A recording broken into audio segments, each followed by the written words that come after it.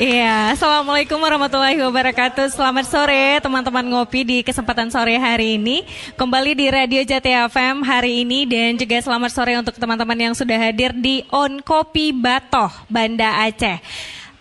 Hari ini Radio Jati FM dan juga didengarkan oleh Radio Cities FM Lok Semawe 94,4 FM dan juga 103,6 Jati FM. Teman-teman, hari ini ngobrol kita disiarkan langsung di Radio Jati FM dan juga Instagram Jati FM dan YouTube Jati FM. Boleh lihat kameranya ada di sana atau ada di depan teman-teman? Dada-dada dulu boleh? Baik. Dan seperti biasa nanti di akhir obrolan kita itu akan ada giveaway yang akan saya bagikan. Jadi hanya 2 orang aja yang beruntung. Ya, jadi boleh ikut, boleh bapak-bapak, ibu-ibu, ada bapak guru juga ya di sini ya, ada pak kecil juga hari ini ya. Baik, nah teman-teman hari ini ada tema menarik, terus melaju untuk Indonesia maju, merdeka belajar. Kita udah merdeka belum kira-kira? Hah? Ada yang bilang belum ya? Udah belum? Udah Pak? Sudah ya, agak lama jawabnya ya Pak. Nah hari ini teman-teman sebelum kita ngobrol ke 3 narasumber yang sudah hadir ada di depan teman-teman semuanya, saya mau tanya-tanya dulu tentang Merdeka Belajar dan ada cerita dari kampus Merdeka juga. Apa sih bedanya Merdeka Belajar dan juga kampus Merdeka? Jadi dengar-dengar kalau Merdeka Belajar itu teman-teman boleh memilih mau jurusan apa atau mau mata pelajaran apa. Dan kampus Merdeka pun ini ada kerjasamanya dari Merdeka Belajar. Sebelum kita bahas ini ada teman-teman SMA 1 ya. Ya, kita boleh ini dulu, kenalan dulu namanya siapa? Oke, dibantu sama Ayah pula. Ini sama yang pakai kacamata, sesama pakai kacamata ya. Yang satu tapi peletakannya bagus ya. Ayah pula di sini ya. Silakan, boleh berdiri. Ya, sebutkan namanya siapa?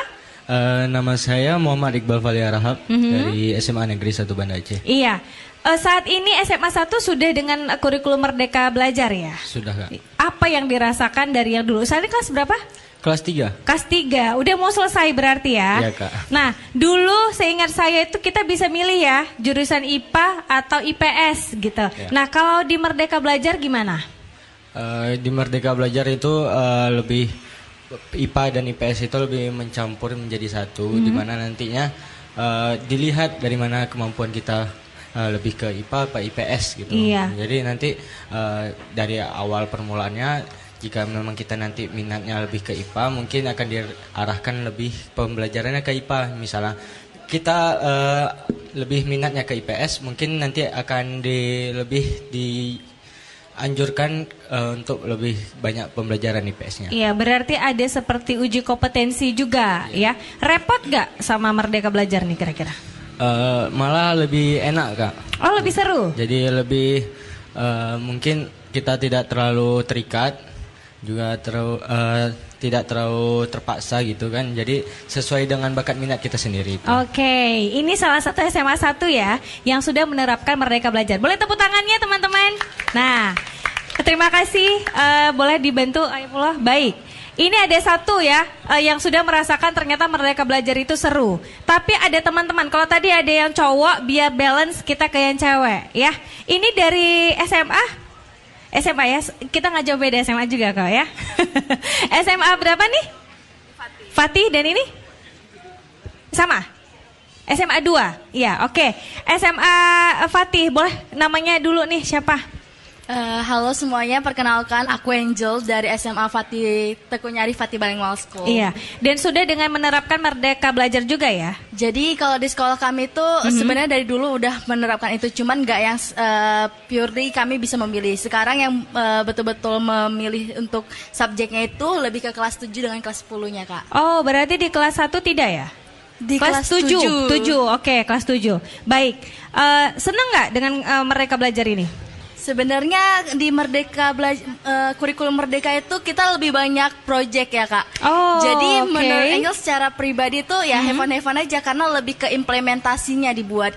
Jadi sebenarnya pemerintah tidak lebih mendorong anak-anak itu sekarang lebih praktek dari apa yang kita belajar. Iya. Habis itu lebih didorong untuk meng-create, untuk membuat sesuatu gitu. Oke. Dan berarti bisa dikatakan ada beda sekolah, beda metode, tapi sama-sama Merdeka Belajar. Sama, ya. Oke, satu SMA lagi nih, boleh dengar ya, SMA 2 ya tadi? Iya, benar. Silakan, boleh, jangan takut. Namanya siapa?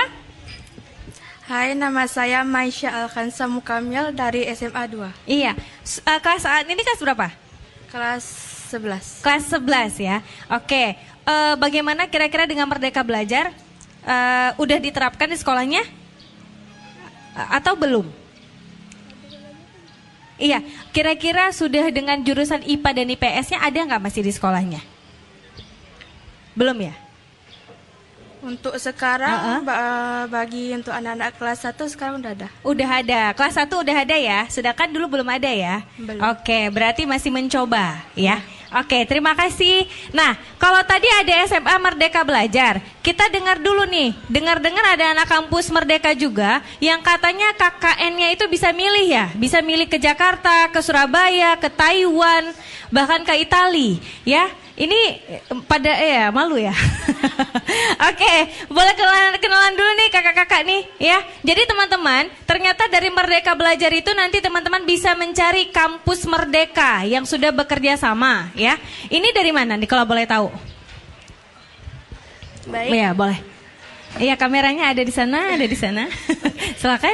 Perkenalkan diri dulu, nama saya Aura Salsabila dari Universitas Syahwala, Prodi Ilmu Politik. Ilmu politik, oke. Nah, Aurel kan kemarin, Aurel ya? Aura. Oh, Aura, udah ganti nama? Udah. Oke, Aura, kemarin kan sempat katanya di Surabaya ya? Iya, di Surabaya. Itu dipilihin sama kampus atau milih sendiri? Kita milih universitas sendiri. Pilih universitas sendiri? Iya. Diuji lagi nggak? Enggak, jadi kalau untuk kloter saya kebetulan ini PMM kedua yang diadakan. Untuk kloter saya itu tidak memilih, tapi kami mengikuti semacam kuis gitu, kuis kebinekaan. Dan senang nggak dengan kurikulum baru ini saat ini? Seneng Kak, karena dari kurikulum ini kan kita mendapatkan kesempatan untuk mengenal Indonesia lebih jauh, mengenal bangsa-bangsa yang lebih jauh, dan mendapatkan lebih banyak teman. Lebih banyak teman ya? Teman apa? Teman ya? Teman. Oke, baik, terima kasih Aura. Nah, teman-teman, ternyata tidak hanya SMA dan kampus aja nih yang sudah merdeka. Pak Kecik pun udah merdeka. Kita tanya dulu ya Pak ya. Yang saat ini Kecik Batoh ya Pak? Yang mana nih Pak? Atau dua-dua? Oke, silakan Pak. Boleh perkenalan dulu nih namanya. Assalamualaikum warahmatullahi wabarakatuh. Waalaikumsalam warahmatullahi wabarakatuh. Kebetulan Pak Kecik selagi ini saya diutus Sekdes Batoh. Nama saya Hunter Khalid. Saya ditugaskan oleh Pak Kecik untuk menyambut tamu nih di acara di tempat kami. Acara Belajar Merdeka, Kampus Merdeka ini sangat bagus. Kami salah satu siswanya ada Syifa dari Universitas Syahwala. Mereka membantu dengan tugas dari kampusnya. Dengan keadaan mereka harus melihat keadaan bagaimana kondisi di aparatur kampung. Dalam pikiran mereka mungkin gimana aparatur kampung gitu ya. Tapi ketika kita bebas, dia konsultasi bagaimana dengan kasih kesejahteraan, pelayanan dari kampung dan masyarakat. Jadi mereka bisa menjelaskan, oh begini gambaran.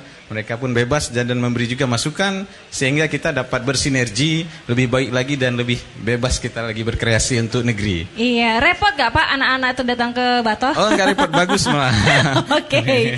Berarti senang ya Pak menyambut bahwasannya ternyata Batoh menjadi salah satu kerjasama ya dari pihak kampus, bahwasannya sudah membuka dengan Merdeka Belajar ya. Oke, terima kasih Pak. Nah, ada satu lagi Geci Inem ya Pak ya? Iya, Bapak ya? Benar. Oke, boleh kita tanya-tanya dulu nih Pak. Nah, Geci Inem sendiri, di Kampung Inem sendiri, sudah ada kerjasama nggak Pak dari mahasiswa dari kampus Merdeka? Belum? Ya, belum. Belum ya Pak? Belum. Gimana rasanya kalau belum Pak?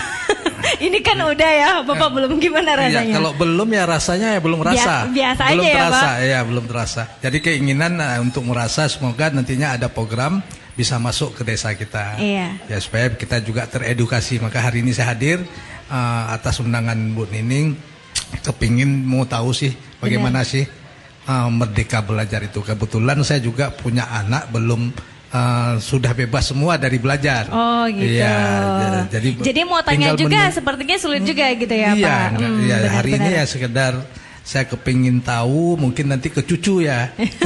Cucu, jadi komunikasi dengan cucu dengan program ini bisa lebih leluasa dan lebih kita teredukasi. Benar, ya terima kasih Pak.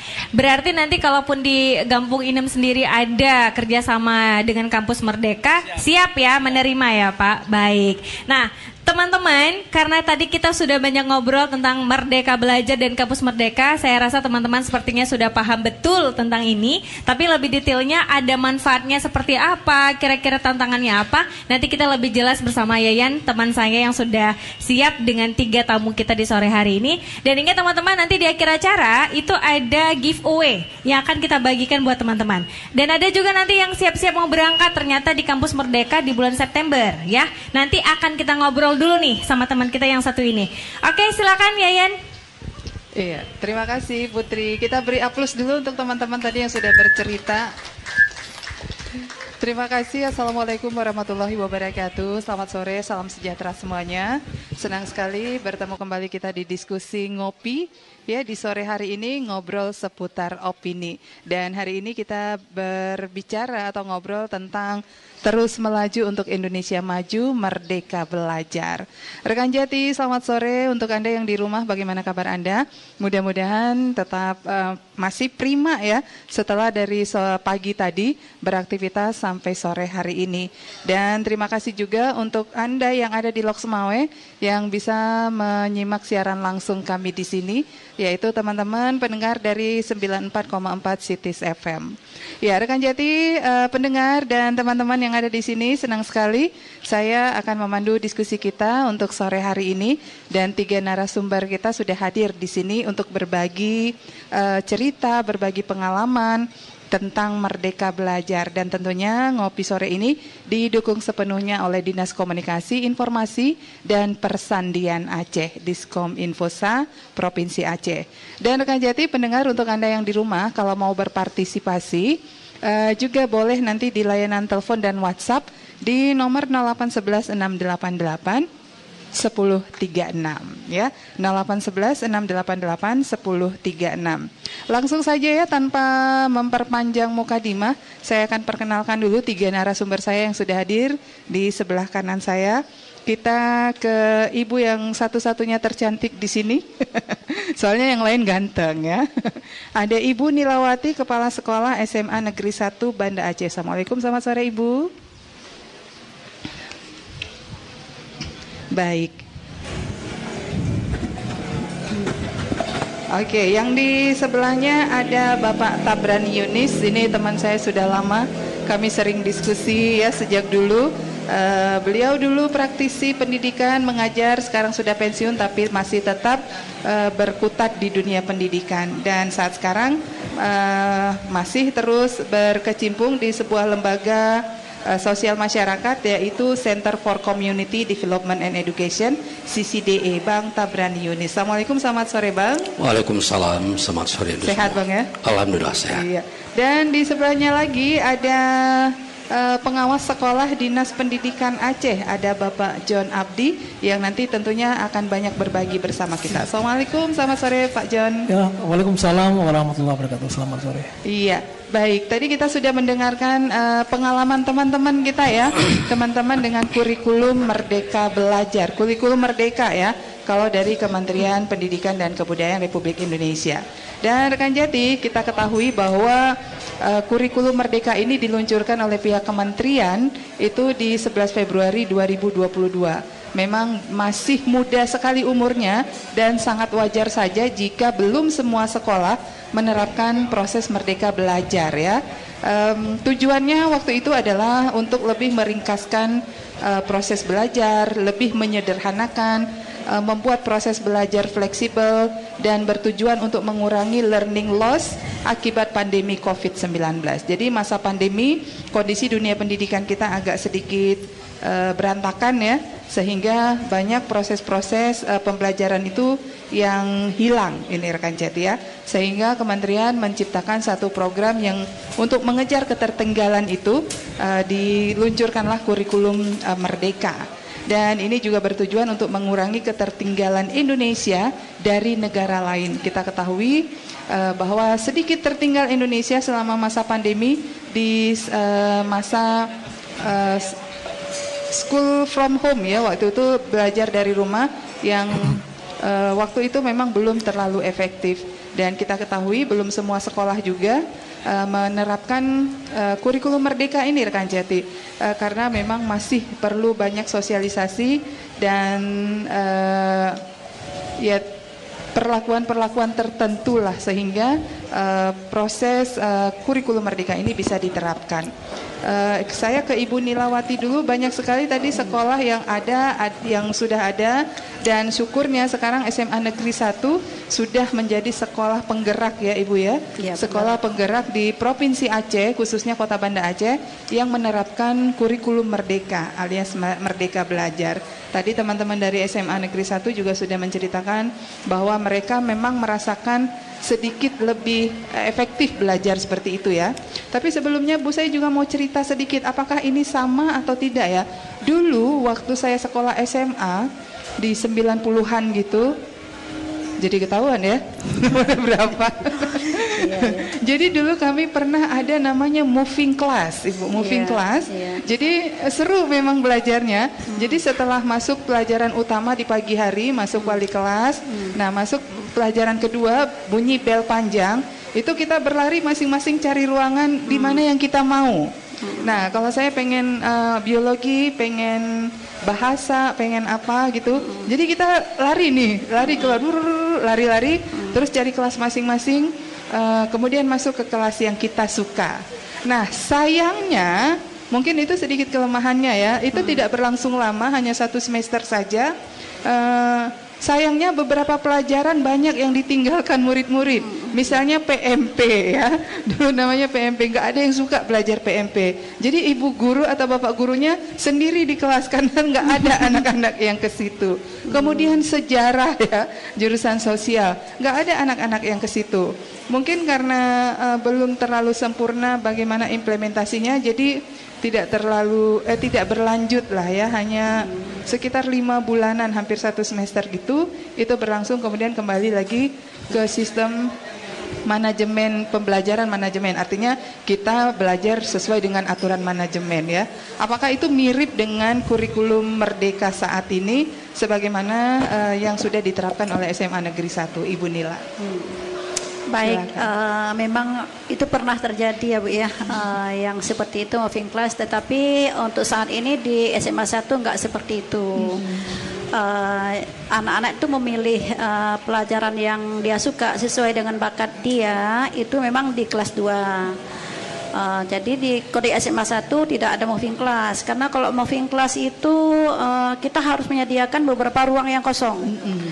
Sementara sumber daya kita nggak ada yang kosong. Jadi memang tidak terlalu jauh berbeda dengan yang sudah yang lalu. Cuma anak-anak misalnya ini anak-anak udah nampak bakat minatnya, saya mau masuk ke teknik gitu.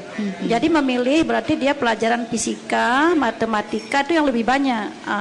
Dan kita kelompokkan lah, ini kira-kira yang memilih pelajaran yang sama itu ada berapa banyak siswanya. Lalu kita kelompokkan ke kelas yang sama gitu.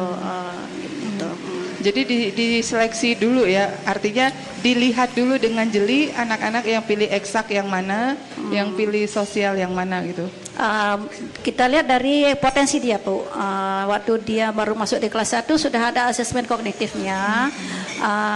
Jadi di situ juga kita lihat bakat minatnya apa. Kemudian kita lihat di mapel, nilai-nilai mapel dia itu pencapaiannya seperti apa.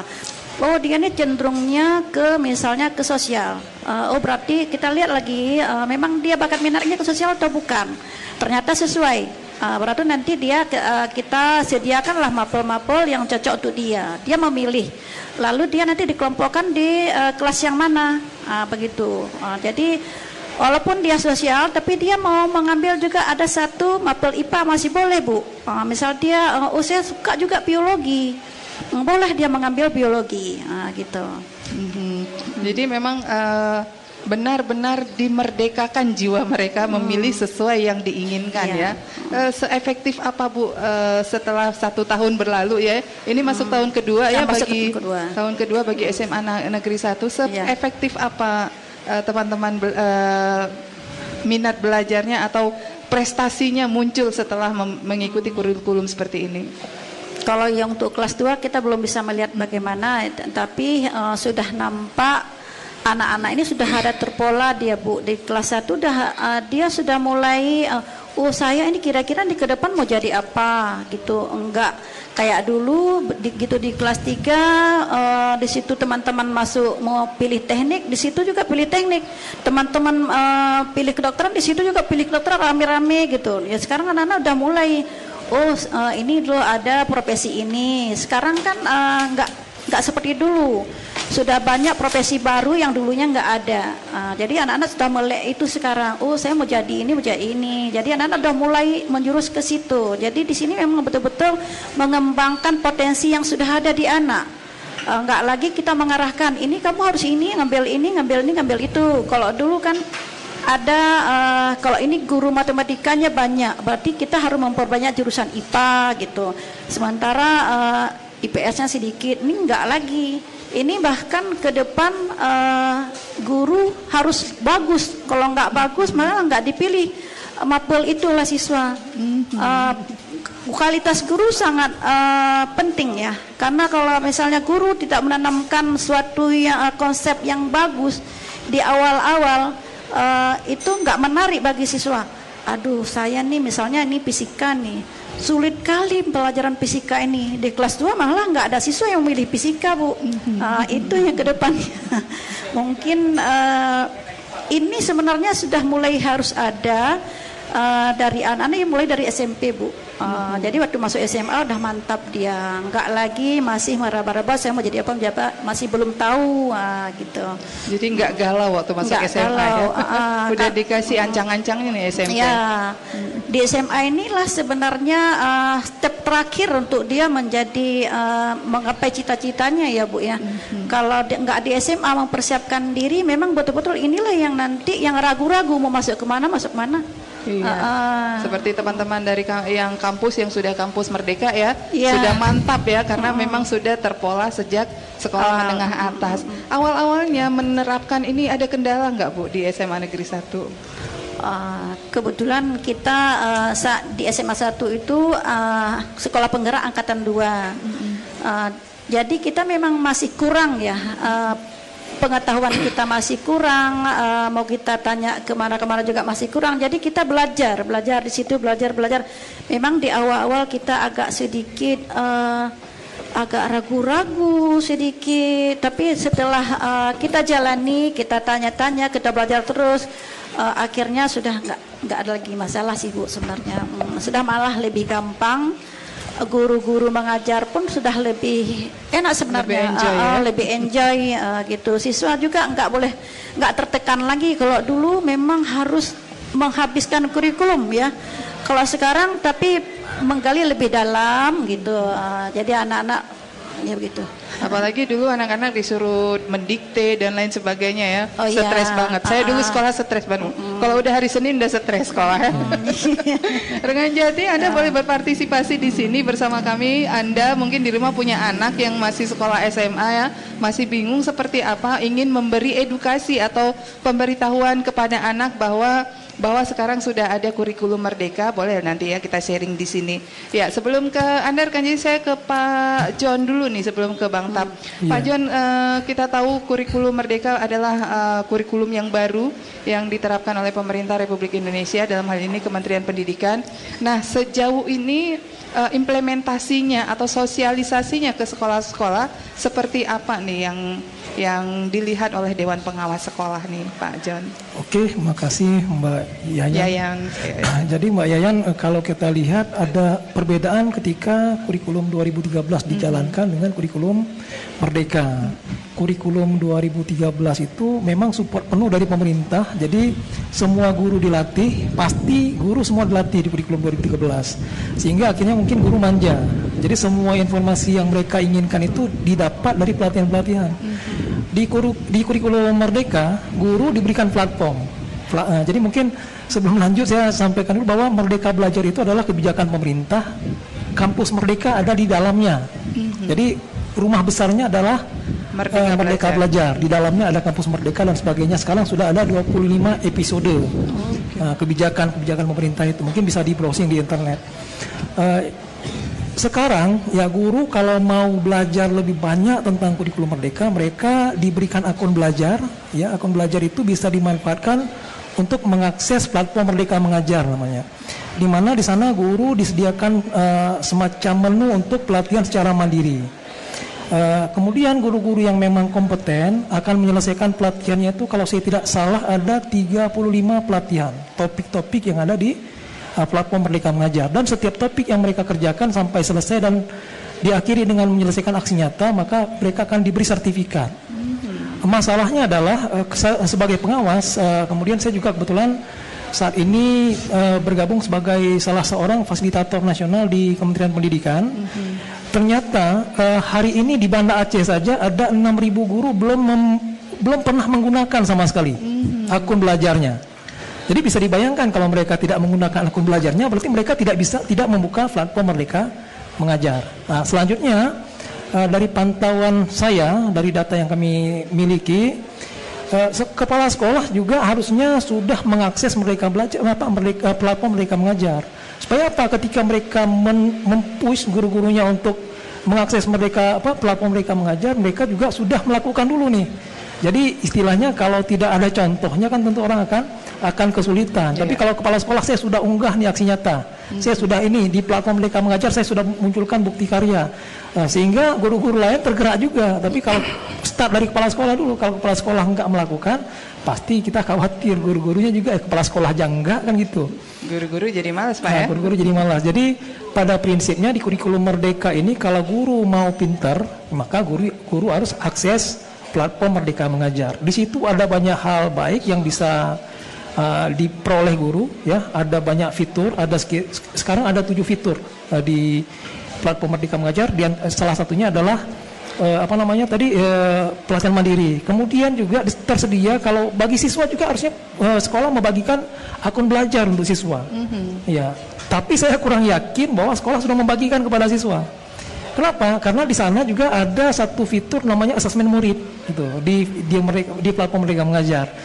Kemudian juga ada fitur-fitur lain yang bisa dimanfaatkan oleh guru ya untuk meningkatkan kompetensinya gitu. Seperti misalnya guru memerlukan buku untuk buku ajar. Nah, di sana sudah ada modul ajar disediakan. Saya teringat saya pernah belajar tahun 2019 saya pernah belajar ke Cina. Belajar STEM di sana. Ketika saya belajar di sana, saya tinggal ketika guru mengajar, anak-anak tinggal tarik laci, semuanya sudah disiapkan pemerintah. Saya pikir pemerintah kita mengarah ke sana nih. Guru nggak usah mikirin lagi untuk membuat perangkat. Kalau mereka malas, sudah disiapkan pemerintah dan ada di platform Merdeka Mengajar. Mulai dari capaian pembelajaran, alur tujuan pembelajaran, kemudian modul ajar, bahan ajar, buku teks lengkap di situ. Cuma masalahnya guru buka nggak? Nah, lanjut, kalau guru buka, siswa diberi akun enggak? Kalau siswa enggak diberi akun, mereka tentu enggak bisa buka platform Merdeka Mengajar. Apa?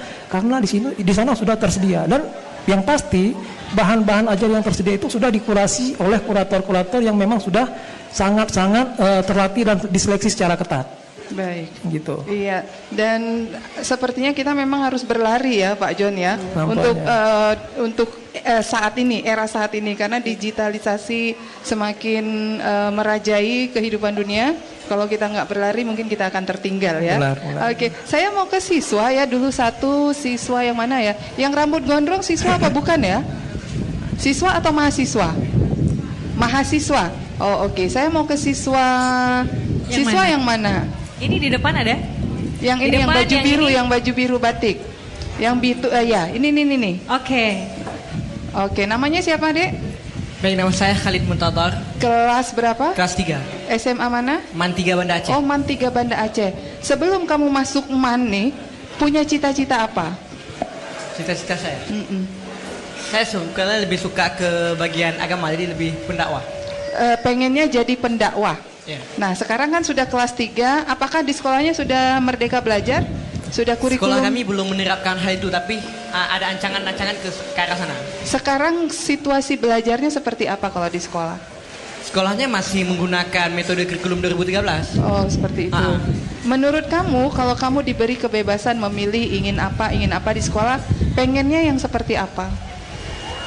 sebetulnya sebelum saya kesini saya sudah memang sedikit mempelajari tentang kurikulum merdeka, dan menurut saya tentang kurikulum merdeka ini itulah yang sebetulnya yang diharapkan oleh siswa-siswa pada saat ini.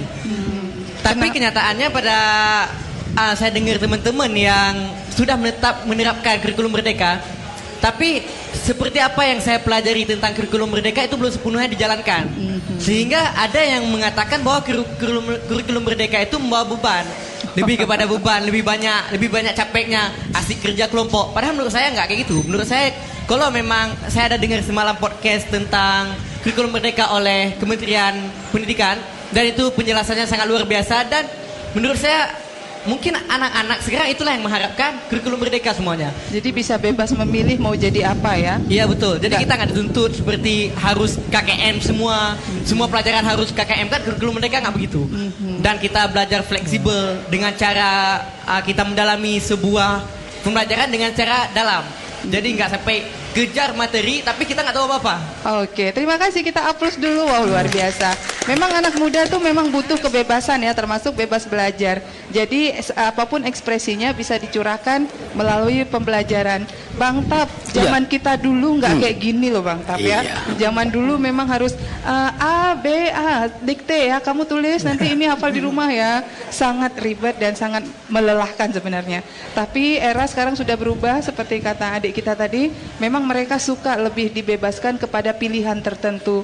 Selaku sekarang pengamat pendidikan lah, seperti apa Abang melihat perkembangan seperti ini, dan sudah harus kita terapkan secara keseluruhankah Merdeka Belajar di Aceh?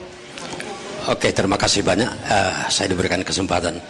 Sebenarnya dengan diberikannya saya kesempatan untuk hadir hari ini juga sekaligus ada kebiasaan saya suka menulis, jadi sebenarnya sudah lahir sebuah tulisan tentang ini. Jadi saya berharap juga ya di dalam Merdeka Belajar juga harus merdeka untuk melahirkan sebuah tulisan. Bukan hanya sebuah tulisan, tapi sebanyak mungkin tulisannya. Barusan yang dari Man juga sudah memberikan semacam motivasi kepada teman-teman lain tentang bahwa dia sudah banyak membaca tentang itu. Nah, ketika berbicara tentang kurikulum merdeka atau merdeka belajar, sebenarnya ini merupakan konsep pendidikan lama, tetapi dibungkus oleh Menteri Pendidikan kita saat ini sesuai dengan zamannya. Nah, zaman Ki Hajar Dewantara ini kan juga sudah itu. Saya juga ingat pernah baca buku Ivan Illich, pernah juga membaca bukunya Haidar Bagir, ya, memulihkan sekolah, memanusiakan manusia. Nah, jadi sebenarnya secara ideal bahwa kurikulum merdeka ini bagus, artinya ingin memberikan kebebasan kepada peserta didik, kepada semua pelaku pendidikan untuk berkreasi, untuk berinovasi, ya, mengembangkan potensi, mengembangkan kompetensi. Nah, tapi ini kan artinya secara ideal begitu seakan-akan mudah sekali. Dan juga tadi ketika saya mendengar apa yang dipaparkan oleh Bu Nila, itu ya seakan-akan ya pembelajaran ya lewat kurikulum ini ya tidak ada persoalan apa-apa. Padahal kalau kita mau jujur menggalinya akan banyak persoalan yang muncul, ya tidak disebabkan banyak faktor. Memang di satu sisi kalau kita ingin mengatakan bahwa kurikulum ini adalah kurikulum yang akan mengantarkan kita ke masa depan, ya, tapi kalau kita melihat yang namanya kurikulum, setiap kurikulum akan mengantarkan ya masyarakat pendidikannya itu ke masa depan, tidak mungkin dia akan ke belakang. Masa ke belakang adalah sebuah sejarah yang memang harus menjadi sebuah pegangan bagi kita. Namun demikian, saya ingin mengatakan bahwa saya melihat secara ideal bagus ya, karena ingin memberikan kebebasan kepada masyarakat pendidikan. Yang kita katakan ya masyarakat pendidikan itu tentu saja bukan hanya masyarakat sekolah, tetapi juga termasuk guru, termasuk orang tua yang sebagai penikmat ya pendidikan, ya, yang memiliki harapan kepada lembaga-lembaga pendidikan agar anak-anaknya bisa mendapatkan layanan pendidikan yang bagus di sekolahnya. Nah, jadi saya pikir ini menjadi kebutuhan kita semua. Jadi, nah pertanyaannya apa yang baru? Yang baru sebenarnya kalau saya ingin mengatakan adalah bagaimana mengaitkan ini, ya, Merdeka Belajar ini dengan kepentingan masa depan. Seperti tadi misalnya ketika menanyakan kepada siswa apa cita-citanya. Di zaman sekarang, dulu zaman kita memang bertanya, nak kamu cita-cita ingin jadi apa? Kalau sekarang ini kita tidak mengatakan lagi, bertanya lagi kepada anak kita, cita-citanya ingin jadi apa? Tapi kita akan bertanya, nak kamu bisa buat apa? Apa saja yang akan bisa kamu lakukan? Karena terkait dengan disruptif, ya, disruption, atau ya kita katakan sekarang ini disruptif ini adalah membuat suatu kondisi ada yang hilang, ada sejumlah pekerjaan yang hilang, dan juga akan ada masuk pekerjaan-pekerjaan yang baru. Jadi melihat saya boleh saja ya sedikit agak apatis, bukan apatis, tidak begitu optimis, ya pesimism. Jadi mungkin akan begitu melihat pelaksanaan ini. Oke lah, kalau tadi Bu Nila mengatakan begini bagus. Pertanyaannya, Bu Nila di sekolah mana? SMA 1 Banda Aceh. Ya Bu ya, SMA 1 Banda Aceh, ya kan gitu Pak ya. Nah jadi pertanyaannya, bagaimana dengan SMA yang ada di daerah-daerah? Apakah mereka memiliki siswa yang sama seperti ini? Nah, harus diingat bahwa saat ini sebenarnya kalau kita ingin melihat latar belakang lahirnya kurikulum ini, saya pikir ini tidak lepas dari persoalan melihat persoalan-persoalan pendidikan yang berlangsung sekian lama sejak Indonesia merdeka. Jadi harus dilihat bahwa pendidikan kita saat ini sedang sakit sebenarnya. Banyak sekali penyakit yang menggerogoti pendidikan kita. Yang salah satunya apa? Saya tidak tahu nih kalau anak-anak SMA 1, anak MAN, ya kalau tadi kan ini membuktikan dia banyak membaca. Tapi apa yang terjadi bahwa secara nasional bahwa kualitas pendidikan kita masih bermasalah. Kita bermasalah dengan guru, dengan fasilitas, dengan segala macam. Walaupun saat ini mungkin anggaran pendidikan untuk 2024 ini sampai dengan 606 triliun. Ya, tapi katanya juga akan memberikan untuk pembinaan guru, ya, peningkatan kualitas guru. Yang kedua, persoalan kita adalah mungkin adik-adik pernah membaca dan juga ibu-ibu juga pernah membaca tentang survei yang dilakukan oleh lembaga-lembaga internasional, termasuk salah satu adalah PISA yang untuk melihat kemampuan literasi anak-anak.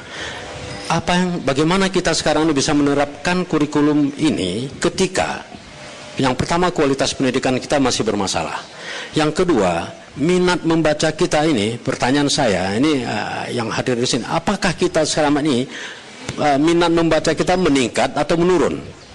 Fakta membuktikan bahwa terjadi penurunan, jadi terus melorot kemampuan membaca kita. Jadi kalau kita berbicara tentang literasi, jadi ada persoalan yang kita pada 3 level literasi. Yang pertama yang terkait dengan literasi pada yang kita katakan kemampuan literate. Mungkin masih pada tataran membaca. Lalu apakah kita selama ini sudah terbiasa pada level yang kedua, yaitu melakukan mengidentifikasi? How to identify everything that you read. If you read something how can you identify? Bagaimana Anda mengidentifikasi persoalan-persoalan yang ada di dalam teks bacaan Anda? Dan selanjutnya adalah ketika kita melihat pada level yang ketiga adalah pada level kontemplatif. Biasanya ketika kita membaca, kita akan sampai pada kemampuan kontemplatif, akan mencari bahan-bahan yang akhirnya kita mendapatkan perenungan dan melahirkan sesuatu yang mereproduksi sebuah pemikiran yang mungkin dalam bentuk lisan dan juga dalam bentuk tulisan. Jadi kalau kembali kepada ini, jadi ada persoalan lagi, persoalan guru. Ketika siswa diberikan kebebasan memilih, artinya diberikan kemerdekaan memilih kepada siswa. Bagaimana dengan guru? Apakah guru sudah merdeka memilih? Saya ingin mengatakan bahwa ini yang teman-teman yang kami sama, saya juga guru ya, saya mantan guru dari SMA 3. Nah, sekarang ini kalau saya tanya kepada kepala sekolah SMA 1, Bu, apakah Ibu sudah merdeka? Atau saya tanyakan kepada Pak John sebagai pengawas, apakah sudah merdeka? Saya mengatakan belum. Baik. Gitu. Jadi kalau ini akan sangat panjang nanti penjelasannya. Saya mohon maaf ya, saya agak sedikit tapi paling tidak ya saya ingin memberikan sedikit trigger ya, bahwa mari kita melihat ini dengan lebih mendalam, sehingga lebih komprehensif, sehingga nanti kita tidak langsung mengatakan wah bagus sekali gitu. Nah, padahal nanti ketika berhadapan dengan persoalan guru yang tidak mampu melayani anak-anak yang bebas. Saat ini saya ingin katakan bahwa saya menemukan banyak mahasiswa yang tersesat di belantara kampus. Maksudnya apa tuh? Bahwa ya Bu ya, saya ada mengajar di sebuah universitas. Sekarang saya guru ya. Nah, saya mengajar di universitas. Saya bertanya, hari ini siapa yang membaca? Tidak ada satupun yang membaca. Lalu kamu kuliah? Benar. Kami kuliah Pak. Apa buktinya? Kami datang tiap hari, kami taken absen. Wah, itu rupanya kuliah. Saya tanya, selama kamu kuliah, ada berapa artikel yang kamu baca? Nggak ada. Buku? Nggak ada. Jadi kuliah itu apa? Datang, duduk, dengar, diam, pulang, peng. Absen. Ya, minta uang. Bang. Oke. Bang. Ya, itu dulu nanti kita lanjutkan. Lagi. Baik. Oke, terima kasih Bang Tab, luar biasa. Mungkin ini bisa jadi evaluasi juga ya buat teman-teman. Apalagi teman-teman yang sudah di kampus nih, yang sudah menjalankan praktek di lapangan ya, implementasi Kampus Merdeka, bisa membantu tempatnya. Tadi seperti kata Pak Sekdes Batoh, ada satu mahasiswa yang sedang mengimplementasikan praktik Kampus Merdekanya di desa, mungkin bisa membantu meningkatkan literasi orang-orang muda di kampung ya. Ya, selain teman-teman di sini yang mau bertanya, nanti saya beri kesempatan kita cek dulu nih di layanan WhatsApp. Bapak Ibu narasumber sudah banyak sekali pertanyaan yang masuk, saya nggak tahu cara milihnya yang mana, tapi 1-2 sajalah kita ini mengingat waktu ya. Ada Nabila mau tanya, apakah kehadiran teknologi pendidikan bisa menghilangkan peran seorang guru dalam pembelajaran, dan apakah dampak positif yang diperoleh dari penggunaan media sosial dalam kegiatan pembelajaran. Nah, kemudian ada Yaya di Loksmawe. Terima kasih pendengar di Loksmawe. Ingin bertanya perbedaan apa yang paling terasa ketika menerapkan kurikulum Merdeka dibandingkan kurikulum sebelumnya, dan apakah ketika pertama kali menerapkan kurikulum Merdeka siswa bisa menerima dengan baik? Ya, 2 pertanyaan ini dulu, kita ke Pak John dulu ya, mungkin menanggapi keduanya singkat saja Pak. Iya, oke. Yang terakhir dulu kayaknya. Tapi sebelumnya tahan dulu Pak, ada yang mau nelpon nih soalnya ya. Oke, kita terima penelpon dulu. Ini kalau menelpon nggak bisa kita tolak. Silakan. Halo, assalamualaikum. Assalamualaikum, halo, sudah masuk? Bisa Bang John? Di sana namanya Bang John juga Pak. Halo, assalamualaikum. Iya, waalaikumsalam. Silakan, siapa di mana? Dengan Zubaidah di Sabang nih. Iya, Ibu Zubaidah di Sabang. Silakan, Ibu, ada 3 narasumber kita di sini. Iya, assalamualaikum Ibu dan Bapak narasumber. Waalaikumsalam warahmatullahi wabarakatuh. Jadi begini, ini kok nggak program di Merdeka Belajar kok nggak waktu saya sekolah gitu ya? Kok kenapa baru sekarang ada program? Jadi yang saya tanyakan gini, ini kan sekarang zamannya digital, era digital. Jadi program Merdeka Belajar ini kan nggak diterapkan di kota-kota besar aja, pasti di seluruh Indonesia, seluruh Aceh itu pasti akan diterapkan. Yang saya mau nanyakan, kebetulan di dekat rumah saya ada sekolah. Kebetulan ada 3 orang gurunya masih menggunakan HP titut, bisa saya bilang. Kalau untuk media sosial, beliau tidak berhubungan dengan media sosial. Itu apakah bisa menunjang pendidikan, sedangkan gurunya masih menggunakan HP titut, Pak? Umurnya berapa Ibu gurunya, Bu? Kira-kira saja. Memang udah lanjut, Mbak Yayan. Oke. Tapi kan kalau sekarang kayak kemarin tuh masa corona kan ada dikasih belajar melalui daring. Anak-anak dikasih soal dari HP kan. Tapi dari pelajaran beliau tidak pernah ada anak saya dapatkan kemarin tuh. Soalnya beliau tidak menunjang lah dengan fasilitas HP-nya. Baik. Nah, begitu aja yang mau saya tanya. Nih, kayak mana caranya nih? Sedangkan masih ada guru-guru, apalagi guru honor yang mungkin nggak ada pakai HP Android. Kayak mana? Kalau bisa diperhatikanlah guru-guru yang ada menggunakan HP Android. Terima kasih Bu Su. Yuk, sama-sama. Terima kasih. Waalaikumsalam warahmatullahi wabarakatuh. Sedikit tadi sudah disindir sama Bang Tab ya. Bu Nila, dari pengalaman Anda seperti apa nih menanggapi Ibu Zubaida? Ya, sebenarnya masih miris juga ya. Kalau misalnya saat ini guru-guru belum melek teknologi. Karena kalau misalnya ibarat ini analoginya seperti ini Bu. Kalau misalnya anak-anak sudah masak nasi menggunakan rice cooker ya, tapi kita masih mengajari anak-anak menggunakan kompor minyak. Begitu belum kita mengajari, anak-anak udah pandai duluan. Jadi anak-anak larinya lebih kencang, kita masih tertinggal di belakang. Jadi ini yang menjadi kesulitan bagi guru tersendiri nanti ke depan. Ya berharap juga lah kita mengikuti ya. Perubahan ini tidak bisa kita tolak, tetapi memang harus kita ikuti. Harus dibarengi ya, soalnya nggak bisa kita menghindari zaman yang serba digital ini Bu. Ini sekaligus juga menanggapi tadi ada pertanyaan, apakah kehadiran teknologi pendidikan bisa menghilangkan peran seorang guru nantinya Bu? Saya kira peran seorang guru kapanpun itu tetap harus ada. Itu teknologi tidak bisa menggantikan guru, karena guru bukan hanya mengajar, tetapi guru juga membimbing dan membina.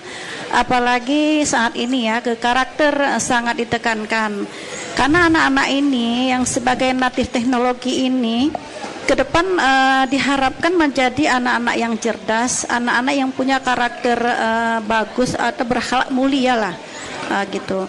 Jadi kalau misalnya tidak ada yang membimbing, tidak ada yang membina, jadi maka mungkin mereka akan pinter, sangat pinter, tetapi ke karakternya yang kurang nanti. Mungkin itu harus kita pertahankan tetap, ya. Nggak mungkin kedepannya anak maju tapi tidak berakhlak mulia ya. Oke, kita kurikulum Merdeka ini kan lebih menekankan ke situ Bu. Oke, baik, terima kasih Bu Nila. Kita ke Pak John. Iya, oke. Menanggapi tadi dua pertanyaan yang Ibu Zubaida juga. Oke, baik. Saya dari Bu Zubaida dulu. Apakah guru itu bisa tergantikan oleh teknologi? Pertanyaannya saya kembalikan ke Bu Zubaida. Guru yang seperti apa? Kalau guru yang hari ini mengajar masih seperti guru yang tahun 80-an, saya rasa sudah tergantikan. Nah, jadi yang tidak tergantikan guru yang bagaimana? Guru yang mengajar dengan hati.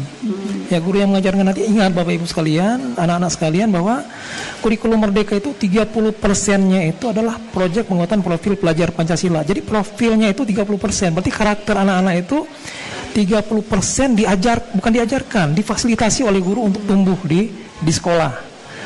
Namun celakanya proyek itu hanya menjadi ajang membuat produk. Ini yang salah. Harusnya tidak seperti itu. Jadi proyek penguatan profil pelajar Pancasila endingnya itu di akhir proyek ya harusnya ditunjukkan karakter apa yang sudah muncul ketika mungkin perayaan lah, di perayaan proyek ini yang belum. Sederhananya gini, hari ini kita melihat anak-anak yang datang ke sekolah rajin. Siapa yang melihat mereka? Nggak ada, tidak terdata.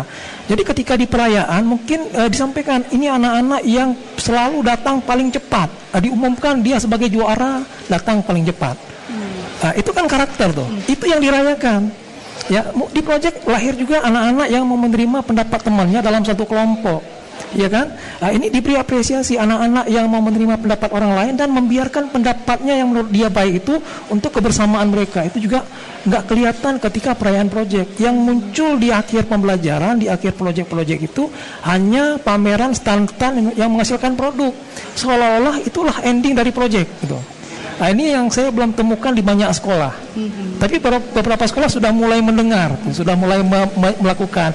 Misalnya sederhananya ini Mbak Yayan, ketika di pembagian rapor, orang tua diundang dikalungkan medali yang diperoleh anaknya ketika lomba. Jadi orang tua diundang bersama anak, itu akan membuat kecemburuan dari anak lain. Saya akan seperti dia tahun depan misalnya. Nah, jadi ini yang harus tumbuh sebenarnya. Yang memang sampai hari ini sepertinya kita masih gagal memahami proyek penguatan profil pelajar Pancasila. Sepakat dengan anak kita yang dari Man tadi, itu luar biasa pengetahuan Anda itu luar biasa. Hanya membaca sekilas, dengar podcast, tapi sudah istilahnya klik dengan saya gitu, pengetahuan saya gitu, luar biasa. Luar biasa ya. Jadi memang yang perlu peningkatan literasi yang seperti inilah yang harus untuk anak-anak ya. Dan motivasi juga kita ini ya Pak John ya. Jadi saya agak kurang sepakat dengan ini kan nggak apa-apa kita nggak sepakat. Ini guru saya dulu kan. Jadi gini, kalau dibilang kemampuan anak-anak dalam berliterasi kurang, nggak juga, ya kan? Kenapa anak-anak saya lihat berjam-jam dengan HP kan literasi, cuma kualitas bacaannya yang bermasalah gitu. Apa yang dibaca? Apa yang dibaca itu yang jadi masalah. Baik. Ya. Kita ke audiens dulu, pasti banyak sekali pertanyaan. Putri, siapa nih yang mau nanya? Kayaknya pada mau nunjuk tangan semua, unjuk jari semua nih ya. Silakan Kak Put, silakan. Iya, baik, ada. Yang di mana dulu? Oke, mungkin yang pakai masker ya? Yang mana? Itu? Yang pakai masker mau nanya? Iya. Atau yang abang rambut gondrong? Mungkin ada pengalaman-pengalaman uniknya. Baik. Silakan. Nah, kalau boleh tahu abang rambut gondrong ini benar ya? Dengar-dengar katanya mau ke Bali ya, Bang? Iya, oke. Dan ini juga salah satu program dari Merdeka Belajar ya, Kampus Merdeka ya? Iya. Kapan kalau boleh tahu berangkat ke Balinya? Bulan depan, September. September ya. Boleh dikasih tahu nggak kenapa memilih Bali, dan kira-kira ini salah satu metode ya yang dipilih. Apakah ada uji kompetensi dulu nggak sebelum memilih ke sana? Ada di tes dulu atau apa? Ada seleksi gitu ya. Seleksi, iya. Terus akhirnya terpilih? Iya, dia kayak kita pilih ada 7 kampus gitu. Iya. Saya pertama pilih ITB gitu. Ada Bali juga yang diterima di Bali. Oh, yang diterima di Bali. Dan merasa berat nggak sih dengan seleksi ini? Enggak juga sih. Enggak juga ya. Happy aja berarti. Iya. Oke, ini salah satu yang menikmati ya fasilitas dari salah satu kurikulum saat ini. Oke, ada yang mau nanya nggak kira-kira? Silakan. Kalau tadi kan yang kita tahu nih rata-rata memilihnya itu lokasinya adalah di dalam negeri ya. Tapi juga ada Yayan yang memilih di Taiwan, kemudian juga ada yang dari Itali. Nah, ternyata sudah ada yang pulang. Kita tanya dulu nih yang udah pulang dari Itali ya. Nah, kakak yang pakai masker. Mau nanya apa? Nanya oleh-oleh ya? Nanya bawa ada mau pulang oleh-oleh nggak, Kak? Ada, tapi udah habis. Oh, udah habis. Kasihan. Namanya siapa? Namanya Tata. Tata. Dan dari kampus mana kemarin? Dari Unsia ya. Saat ini semester berapa? Semester 7. Semester 7. Kenapa memilih Itali? Kenapa nggak milih misalnya di kita aja gitu? Bahasa Inggris lah, asalnya pasti udah cas-cis tuh dia. Boleh, silakan. Mungkin alasan untuk pilih Itali itu kan karena saya kebetulan backgroundnya anak hukum. Jadi kita tahu kalau misalnya hukum Indonesia itu termasuk terusan dari hukum Romawi gitu. Jadi untuk mempelajari hukum itu otomatis kan basisnya itu banyaklah yang terkait dengan hukum di Itali gitu. Jadi itu sih yang menjadi landasan kenapa saya memilih Itali untuk belajar hukum gitu. Dan ikut seleksi juga ya? Iya, ikut seleksi tetap juga. Ya? Iya. Oke. Berapa lama di sana? 1 semester, 5 bulan lebih. Oke, berarti pulang ke sini sedang menyusun batu bata ya? Iya. Bahasa Italinya pasti juga udah cair. Iya, apa tuh kalau bahasa Itali kalau hari ini selamat sore apa? Buonasera sih. Buonasera. Bonzoa. Itu selamat pagi ya, itu selamat pagi. Oke, baik. Ada yang mau nanya nggak? Seperti biasa ya, hari ini oke. Ada satu lagi. Ada, belum ada? Oke, 2 ya. Baik, boleh. Silakan. Iya, singkat padat. Iya, singkat padat jelas. Silakan, boleh berdiri ya. Jadi izin saya bertanya. Jadi tadi Bapak juga mention kalau misalnya terlalu banyak struggle dalam kurikulum Merdeka ini. Dan yang perlu kita ketahui karena ini lagi panca perubahan, jadi kan pasti ada plus minus yang dimana pasti akan ada perbaikan day by day gitu. Mungkin dari Bapak sendiri saya mau tanya Pak, bagaimana saran dan dari analisis Bapak yang perlu diperbaiki dan solusinya. Jadi mana tahu dari pihak menteri ada yang dengar ataupun dari apa, jadi bisa menjadi suatu masukan juga. Terima kasih. Berat Pak ya, ngomong-ngomong sama anak milenial gini nih, berat ya. Berat. Karena pemikirannya udah ini ya. Oke Bang, silakan. Satu lagi singkat padat. Ya, baik, makasih banyak. Saya ingin bertanya, sebetulnya apa saja yang menjadi potensi tantangan guru dalam mempelajari kurikulum Merdeka?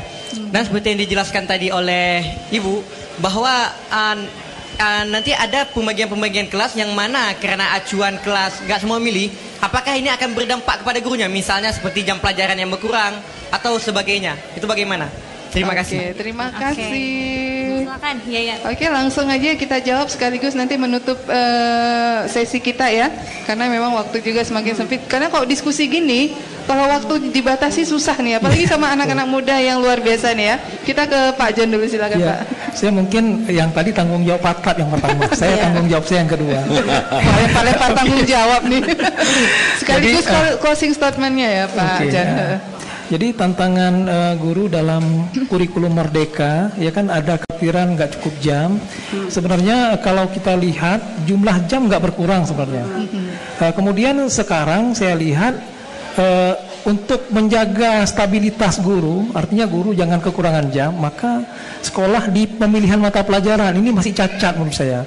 Mereka memilih, kan ada tahapan 4 tahapan itu. Tahap awal itu artinya apa? Sekolah itu masih butuh pendampingan dalam memilih pelajaran. Jadi harusnya siswa itu bisa memilih pelajaran, setiap pelajaran sesuka-sukanya gitu. Berdasarkan 3 alternatif. Nah, ini kuncinya di sini juga, penyakitnya di sini nih. Minat, bakat, kemampuan. Jadi inilah yang mengunci, akhirnya siswa tidak bisa sesukanya memilih pelajaran yang dia suka. Jadi tidak merdeka di situ. Ya, jadi kalau mau merdeka harusnya kita sudah selesai dengan masalah 3 macam ini.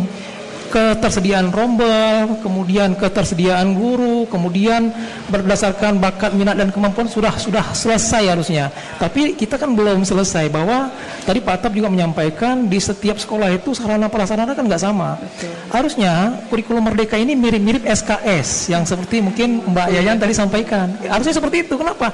Karena siswa itu mencari kelasnya setelah selesai kelas yang satunya gitu. Tapi itu tidak akan terjadi karena keterbatasan ruang kelas, keterbatasan guru dan sebagainya. Yang terjadi saat ini di Aceh, ya, yang saya lihat bahwa sekolah menyediakan menu pelajaran. Kalau berdasarkan Kepmendikbud 345 tahun 2022 itu dikatakan bahwa siswa itu akan diterima kedokteran di jalur undangan kalau milih 2 pelajaran dan pelajarannya itu bagus, yaitu kimia dan biologi. Jadi ada aturan-aturan yang dibuat untuk jalur undangan. Sementara tidak semua siswa bisa milih 2 pelajaran itu, padahal semua mau masuk kedokteran. Kenapa? Karena jumlah gurunya yang tersedia tidak cukup gitu. Nah, jadi ini membuat tantangan bagi pemerintah. Kenapa? Karena ya tadi juga kita tahu bahwa tidak semua guru itu punya kompetensi yang sama. Bahkan kalau saya berani katakan bahwa, minta maaf Pak Bu Nila, tidak ada 25% guru di Aceh itu yang kompeten. Tidak ada 25%. Nah, ini agak ekstrim. Kenapa? Karena saya pengawas sekolah. Saya bukan cuma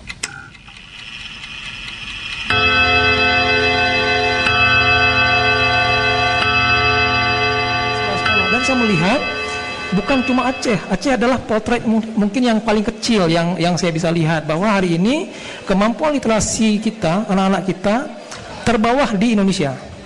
Hasil apa? Hasil rapor pendidikan. Ya, ini sepertinya sudah mulai dikawal oleh Kemendagri. Kenapa? Karena ketika pusnya dari Mas Menteri Pak Nadiem Makarim, sepertinya sekolah masih ogah-ogahan. Tapi ketika digandeng, sekarang ini mungkin baru ini isu ini sudah melebar, digandenglah oleh mereka itu Kemendagri. Yang dipush siapa? Pemerintah daerah. Baru sekolah baru sibuk dengan lapor pendidikan. Kami dengan Bu Nila kemarin sama-sama ke Batam, banyak hal yang kami dengar. Kita miris ya melihat kondisi Aceh, kita bandingkan dengan daerah-daerah lain yang sudah maju. Jadi kalau kita ingin pendidikan kita berkembang, memang nggak mau guru kita harus berubah. Ya, guru kita harus berubah. Caranya gimana? Pemerintah kita tidak akan mengadakan pelatihan kecuali sekolah penggerak. Syukur Bu Nila di sekolah penggerak, maka gurunya bisa dilatih. Tapi sekolah non penggerak walaupun melaksanakan kurikulum Merdeka, mereka harus belajar dari platform Merdeka Mengajar. Itu bukan pilihan, itu kewajiban. Kalau enggak mereka enggak akan dapat pelatihan dari manapun.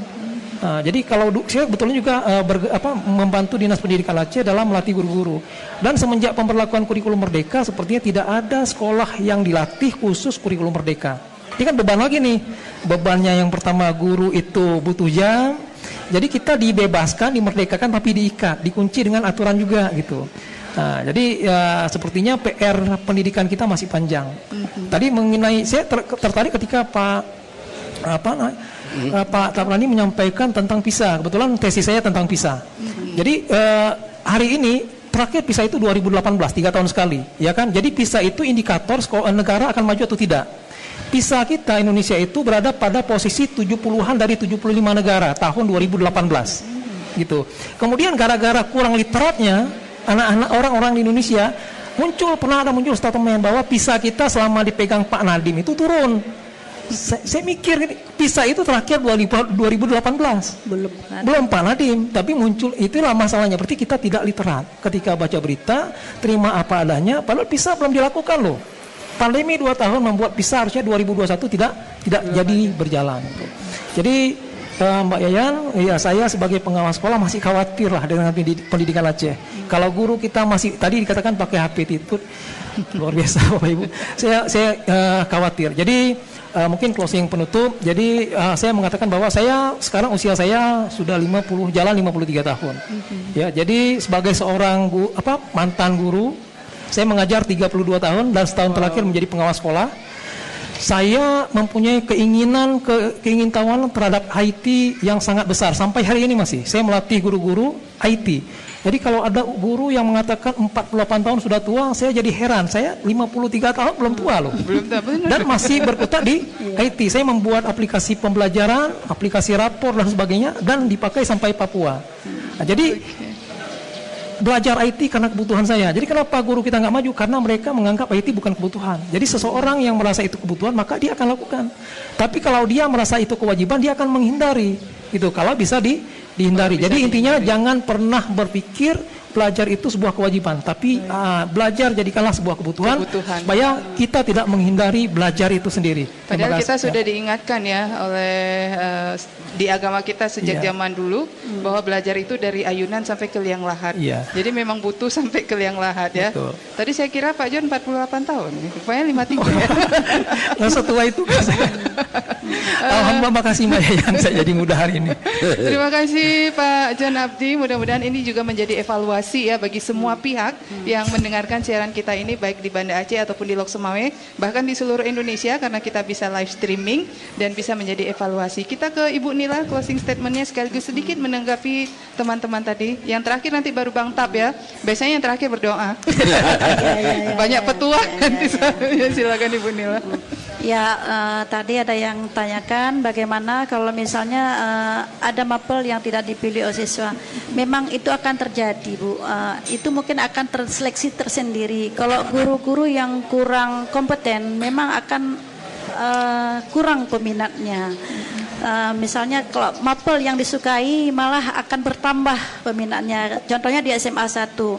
Sekarang bahasa Inggris sangat banyak peminatnya, Pak. Itu, saya bisa ngajar sana. Peluang kerja lagi nih, Pak. Peluang kerja lagi nih. Makanya kami juga menambah personal guru bahasa Inggris. Ya, itu salah satu contohnya. Jadi ke depan saya juga berharap kepada anak-anak kami, mohonlah literat ya, seperti anak-anak yang tadi yang Diman, Difati udah cukup bagus. Kita akan nampak kalau yang suka membaca, apa yang dibaca itu akan nampak waktu dia berbicara. Kalau dia nggak pernah membaca, juga akan nampak pada saat dia berbicara. Jadi saya berharap kepada anak-anak kami ya teruslah meningkat literatnya, juga guru-guru terus berkembang. Bekerjalah dengan teknologi. Mungkin itu saja dari saya. Assalamualaikum warahmatullahi wabarakatuh. Terima kasih Ibu Nilawati, Kepala Sekolah SMA Negeri 1 Banda Aceh. Rasa cinta yang dulu tak hilang kini berseri kembali. Telah kau coba. Udah perlu penyegaran ya. Bang Tab, terakhir nih kita dengar petuah dari Pak Tab. Jangan kemana-mana, tetap konsen di 103,6 Jat. Oke, terima kasih. Menarik kita juga ditanyakan apa pertanyaan ini tadi. Tapi saya ingin mengatakan bahwa bagi kita kan kurikulum merdeka itu sesuatu yang baru. Kita masih berada, kalau kita mengikuti sebuah trek perjalanan, kita masih berada di awal perjalanan. Ya, karena kita masih berada di awal perjalanan, tentu saja segala sesuatu itu masih berada pada persepsi yang berbeda. Persepsi Anda dengan persepsi saya mungkin akan berbeda. Kami bertiga saja mungkin akan memiliki pemahaman yang berbeda tentang kurikulum merdeka ini.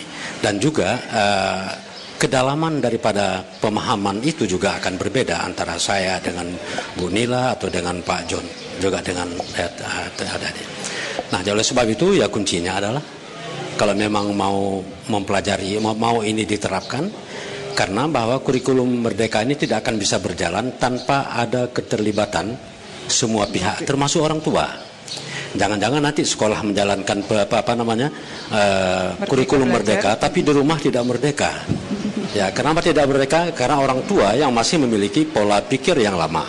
Ya, tadilah seperti katakan ketika anak-anak sudah berlari, jadi guru masih sedang berjalan kaki. Jadi ini kan tidak sesuai ya. Jadi harus disamakan ritmenya. Oleh sebab itu ya kuncinya tetap saja meningkatkan kemampuan literasi. Walaupun tadi dikatakan oleh Pak John bahwa ada yang nggak setuju tentang literasi. Memang ketika kita berbicara literasi kan tidak selamanya membaca, tetapi bagaimana ada literasi teknologi, artinya juga membaca teknologi. Nah, oleh sebab itu ya kuncinya adalah teruslah meningkatkan pemahaman. Karena literasi itu kan bukan diawali dengan membaca. You read, you understand, yeah, and then you can reproduce what you have read. Jadi kita setelah kita membaca, ya kita mampu memahaminya, dan oleh sebab itu sebagai sampai pada tataran reproduktif. Jadi menyampaikan itu kepada orang. Dan literasi sendiri adalah sesungguhnya adalah membaca itu adalah memberikan jawaban kepada kita untuk mengatasi persoalan-persoalan hidup. Jadi orang-orang yang memiliki kemampuan literasi yang tinggi, dia akan mampu mengatasi segala persoalan yang dia hadapi. Jadi, kuncinya adalah pada membaca. Islam mengajarkan bahwa ikra. Mengapa ikra? Supaya kita, supaya Nabi Muhammad sendiri yang begitu supaya dia mengenal Tuhannya. Jadi dengan itu, oleh sebab itu kita sebagai orang Islam sebenarnya ya janganlah mulai malas-malas sekarang ini untuk membaca. Ya, karena terus terang secara realita semakin sulit kita mengajak anak-anak membaca. Tetapi paling mudah adalah berikan dia handphone, maka dia mulai dari pagi sampai pagi lagi masih tetap dengan handphonenya. Nah, apakah ini yang kita harapkan? Dan ini juga tidak sesuai dengan daerah kita. Daerah yang menggunakan ikon syariat Islam, warung kopi harus tutup jam 2, padahal jam 12. Anak-anak kita akan menggunakan HP di rumah di kamarnya mulai dari jam 00 sampai dengan jam 12 lagi gitu kan. Nah, jadi oke. Nah, kuncinya keep learning. Jadi ya kita ada tadi dikatakan dalam Islam juga ada falsafah belajar sepanjang hayat. Sebenarnya ini juga saya pendidikan sepanjang hayat ini saya juga ada belajar di lembaga-lembaga internasional, ya sebenarnya sama juga dengan ini. Jadi tidak ada pernah berhenti untuk belajar. Jadi saya juga mengajak nih ya, karena saya juga selama ini aktif sebagai pegiat literasi. Ya, jadi saya juga memiliki media. Kalau kalian misalnya mau menulis, kirimkan tulisannya kepada saya akan muat di potretonline.com. Bukan hanya untuk adik-adik yang tingkat SMP dan SMA juga atau umum, malah saya juga menyediakan ruang untuk anak-anak yang di SD. Jadi oleh sebab itu ya ini kurikulum merdeka, kita diberikan kemerdekaan, harusnya walaupun tadi ada yang tertinggal, ya gurunya bisa saja gurunya akan tertinggal karena kecepatan siswa saat ini mengejar dengan kebebasan yang diberikan, dia bisa lebih cepat pelarinya dibandingkan dengan guru-guru. Apalagi kalau ada guru-guru yang selama ini masih saya tidak melihat pada habitatnya, tapi saya melihat pada kemauan belajar. Nah, persoalan kita saat ini budaya belajar kita masih sangat rendah, dan itu terbukti tadi yang dikatakan dengan rendahnya kemampuan literasi. pertanyaan sekarang juga satu lagi, kalau saya ingin katakan, mengapa anak-anak atau siswa-siswa SMA yang lulusan SMA kita tidak lulus di perguruan tinggi? Apakah karena soal terlalu sulit? Jawabannya adalah karena kurang membaca. Oleh sebab itu, membacalah. Ikrak bismi rabbikal ladzi khalaq. Baik. Gitu. Terima kasih. Terima kasih, thank you Mr. Tabrani Yunis. Itu doa ya? Doa. Very informative conclusion ya. Terima kasih Bang Tabrani Yunis, Direktur Center for Community Development and Education. Terima kasih Pak John, Bang Ta, Bu Nilawati sudah bersama saya di sore hari ini. Mudah-mudahan perbincangan kita sore hari ini bisa terus menjadi pemicu ya, pacu yang kuat untuk teman-teman meningkatkan terus literasinya dan saling berbagi pengalaman untuk menjadi motivasi diri sehingga bisa terus melangkah lebih baik lagi dan juga menjadi evaluasi bagi semua pihak tentang penerapan sistem belajar yang lebih baik. Jangan khawatir dana otsus sudah mau habis, tapi semangat belajar harus harus terus ditingkatkan nih. Ya, rekan Jati dan pendengar Cities FM, terima kasih sudah bergabung bersama kami di sore hari ini ya. Di hari ini 24 Agustus 2023. Dan terima kasih juga untuk Dinas Komunikasi, Informatika dan Persandian Aceh yang sudah mendukung diskusi publik kita di sore hari ini. Dan saya akan kembalikan forum ini ke Putri. Saya pamit dulu, jangan kemana-mana. Putri akan kasih giveaway, mungkin beasiswa ke Jerman ya. Terima kasih, Assalamualaikum.